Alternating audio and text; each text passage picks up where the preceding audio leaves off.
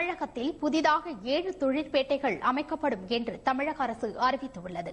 சட்டப்பேரவையில் சிறு குறு மற்றும் நடுத்தர தொழில்துறை மானிய கோரிக்கை மீதான விவாதத்திற்கு பதிலளித்து பேசிய அத்துறையின் அமைச்சர் ப. மோகன் இந்த அறிவிப்பை வெளியிட்டார்.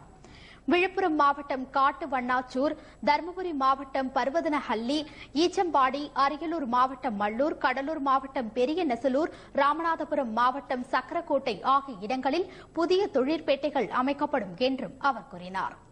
தமிழ்நாடு சிறுதொழில் வளர்ச்சி நிறுவனமான சிட்கோ மூலம் தொழிற்பேட்டை அமைக்கும் பணிகள் மேற்கொள்ளப்படும் என்றும் ப. மோகன் தெரிவித்தார். முன்னதாக சத்துணவில் முட்டை வழங்கும் திட்டம் தொடர்பாக உள்ளாட்சித்துறை அமைச்சர் கே. பி. முனுசாமி கூறிய கருத்துக்கு திமுக உறுப்பினர்கள் கடும் எதிர்ப்பு தெரிவித்தனர். அப்போது திமுக, அதிமுக உறுப்பினர்களுக்கு இடையே காரசார விவாதம் நடைபெற்றது.